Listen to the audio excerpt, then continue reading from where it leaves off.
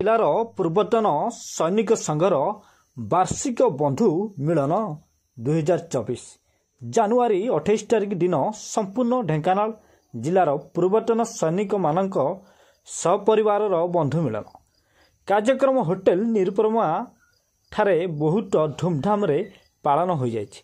एही कार्यक्रम रे ढेंकानाल जिलार कामाख्या ठारे block Parjang block Hindol block Bansia अंचल भापुर अंचलर 350 रु ऊर्ध्व पूर्वतन सैनिक माने जोगदे संघर सभापति कैलाश चंद्र राउत बलिष्ठ नेतृत्व एवं उड़स्यर वक्तव्य समस्त को एकत्रित होई रहिबा एवं तार फायदा समस्त को एकत्रित होइथिले निहाती ता विषय पर बुझाइथिले।